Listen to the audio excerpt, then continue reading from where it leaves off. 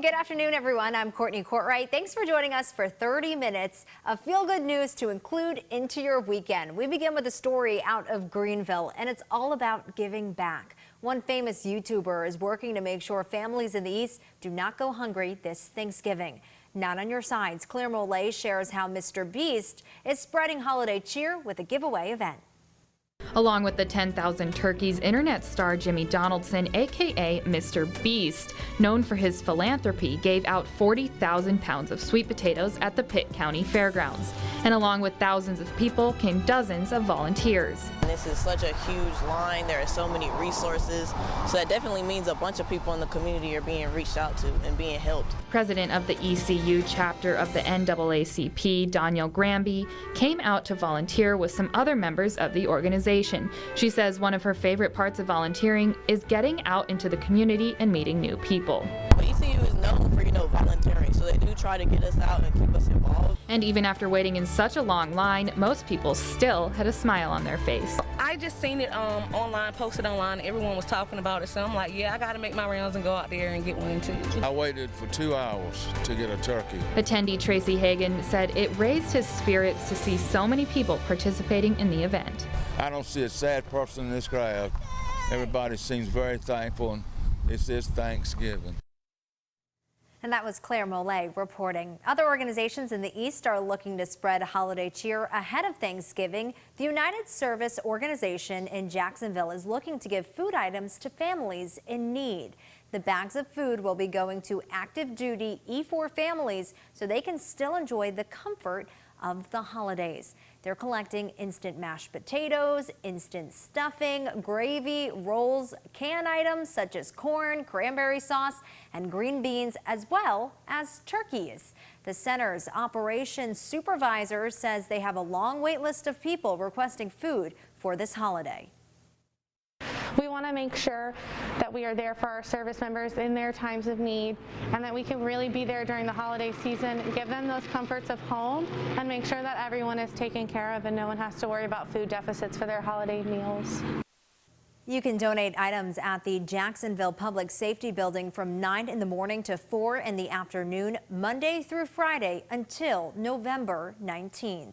And speaking of giving back, this holiday season, the Lenoir County Sheriff's Office is looking to do just that, not only for families in need, but also for children in foster care. They're collecting toys and clothes to give out throughout the community for Christmas.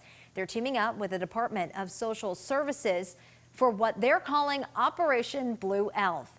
Major Ryan Dawson says they will be set up at public locations in the community, such as Walmart and Piggly Wiggly, collecting gifts. We're not worried about the cost. We're not worried about what the gift is. It's whatever you feel like is appropriate that you can give, because it's going to make somebody happy at Christmas. Dawson says so far they've received a lot of gifts, and they're looking for more and hoping for some throughout the next few weeks. The operation will run on every Saturday through December 11th, except Thanksgiving weekend. You can visit our website, WNCT.com, for more information about how to donate. From sending gifts to friends and family to bringing us our online orders, many people have relied on UPS drivers more than ever during this pandemic. David Roberts has been a UPS driver in Northern California for about 2 decades now. For him, it's become more than just a job. Kyla Kirby shows us how he's spreading joy to some of the children along his route. Dave Roberts has been driving the same delivery route in Grass Valley for 18 years. He knows most of his customers by name. Sometimes delivering up to 240 packages per day, it's hard to tell when his days will end. Hi, how you doing? And with such a long and busy route, Dave looks forward to delivering to one house in particular. Hello. Hi, Dave. How you doing? Good to see ya. Hi, girls. This is the Langley family. You got UPS shirts? Yeah, see, we wanted to look like you, huh, Dave? And for 3- and 4-year-old Reagan and Harper, they're Dave's #1 fans. When COVID started, we started ordering online, so UPS started delivering most of our packages, and then they just became fascinated with Dave. Like, They would just light up. So much so that the girls will anxiously await Dave's arrival at the window. You can track your driver on the delivery map, so they would always be like, oh, Dave's almost here, Dave's almost here. They'd run to the kitchen, they started getting snacks and putting them on the windowsill, and then they would just wait. Every day it's something different. It'd be a bag of chips, popcorn, a bag of Skittles, a lollipop, just all kinds of, sometimes just a water. It's just random stuff. It's cool. And their surprises continue to grow. The one day I showed with a package, they came out and handed me a little UPS truck, and then they had one each as well. Not only are the girls sporting their own UPS gear, but their beloved dog Yuba is joining in on the fun as well. Erica believes the girls have grown to love Dave because he listens. It was good for them to have somebody to look up to through all of this, you know, and not being able to really go out and do things with this, you know, pandemic stuff. And so he kind of became like a superhero to them. The girls are just none other. It's awesome how they kind of devised their own plan, because that was nothing to do with their parents, and they just kind of started doing it. Reporting in Grass Valley, Kyla Kirby, Fox 40 News. Ah, such a cute story. And another story that might make you smile. A little boy with Down syndrome has a best friend that you might not expect. As Julia Goodrich shares, their bond started over a garbage truck. Once a week for the past 2 years, 5-year-old Finn would listen for that familiar sound and run outside. Tuesday, trash day. He originally was a little shy, and it was just he'd wave by a little bit. Now we're buddies. Todd Gonzalez works for Alameda County Industries and has been in the business since 1994. He's met a lot of people along his routes, but none like Finn. Every day, 5 o'clock in the morning, rain or shine, he's there with a big smile. Hi, Todd, and he's just so happy, and it's just contagious. You know, it just makes my day. Now you're all safe. Finn's family moved to the Bay Area right before the pandemic. And everything shut down, and we were basically all alone. For Finn, who was born with Down syndrome, trash day during COVID became something he could look forward to, something he could count on. And it was actually one of the first relationships he was actually able to develop, because he got to know Todd consistently. And so the friendship blossomed. He does as much for me as I do for him. Like I said, I drive off with a big smile, and makes my day too, so I'm thankful for that. And one day, Todd came and Finn was gone. And he said, hey, where's my little buddy? And I said, oh, he started school. He leaves before you get here now.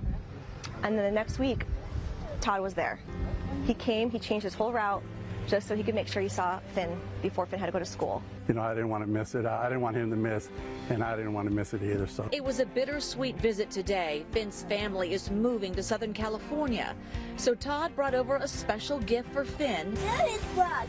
I got garbage truck.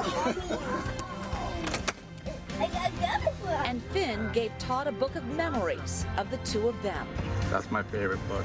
You know that? A friendship to last a lifetime. Todd says he hopes the next garbage collector will take good care of Finn down the road.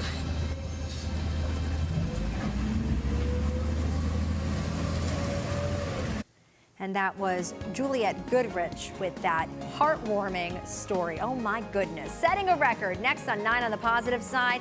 At 105 years young, this woman is showing us how a little dedication goes a long way to achieving goals.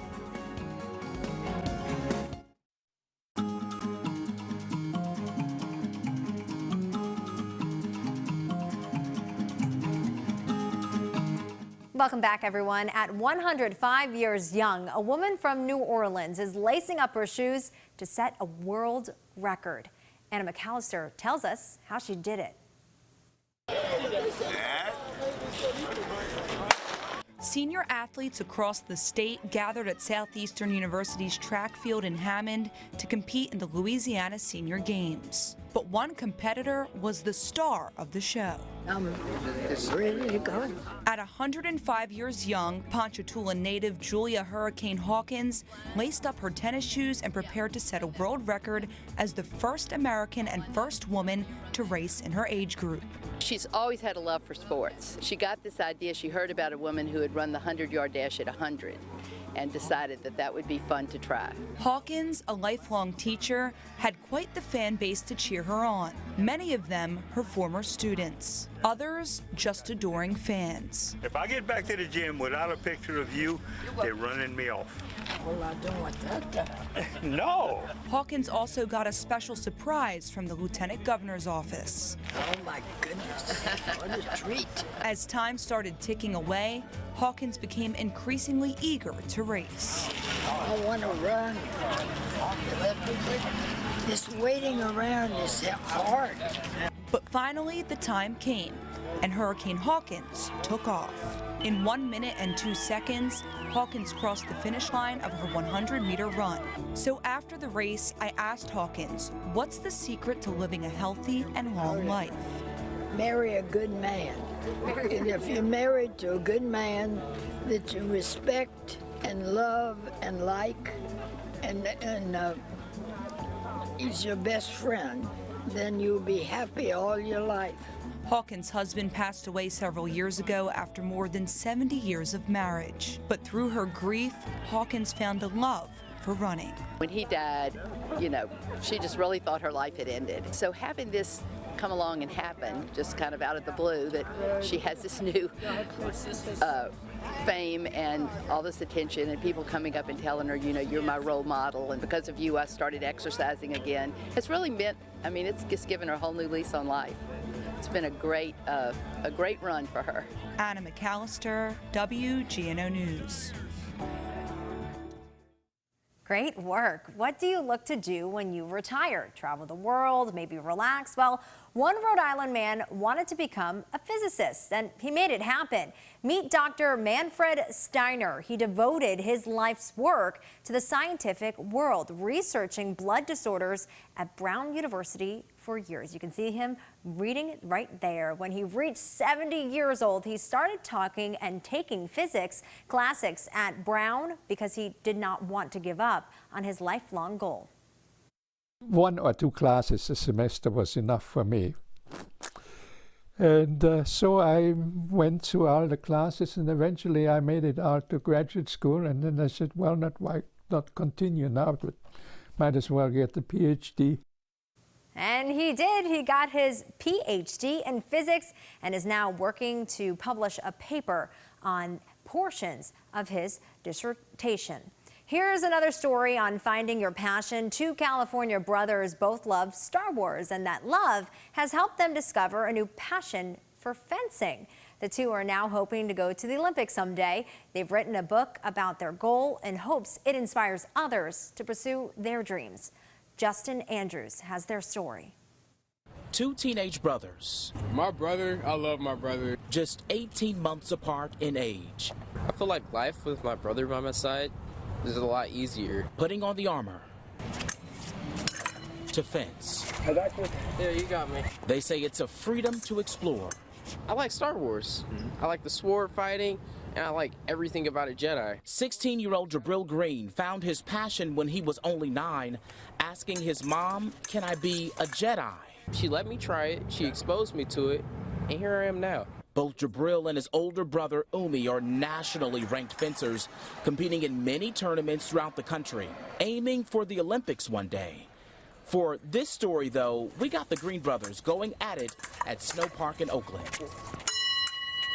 I love fencing. Like, there's so many things that you can master in fencing. The brothers are mastering the sport. Epee is the heaviest weapon, and it has the biggest bell guard. Now, even as teenagers, some would say they've mastered life. They're filmmakers, instrumentalists, and published authors of a children's book, Can I Be? And what made me write it was the lack of, I guess, inspiration that kids had as far as like people letting them know that they can be anything. Yeah, there's people telling them that they can be something, but how are they going to become that? Not only can you find their book online, but it's on the shelves at 39th and Martin Luther King Jr. Way, too. Marcus Books in Oakland is the oldest black-owned bookstore in the country, and these two brothers are some of the youngest authors on the shelves. Putting the book on paper was really hard for me because I feel like it's hard to write about yourself. But what the brothers didn't know was that writing about yourself could pave someone else's path to life's endless possibilities. This book is an inspirational story about a kid with big dreams. There are several empty pages in their book. The Green brothers say it's to inspire kids to draw, write, or create what they want in life. And while these brothers have achieved more than some of us adults, their story isn't over. They have blank pages of their own, still waiting to be filled. And that was Justin Andrews reporting. Coming up on 9 on the positive side, some of us have heard of dogs skateboarding, but what about ice skating? We'll introduce you to Benny. You see him right there next. And one last story for you. Colorful hot air balloons filled the skyline of an ancient Turkey region. Take a look. Video captured the balloons flying over unique landscapes. Many hot air balloons carrying tourists caught the sunrise over the famous fairy chimneys. This is incredible. That's all the time we have for today. Have a great rest of your afternoon. We'll see you next week, everyone.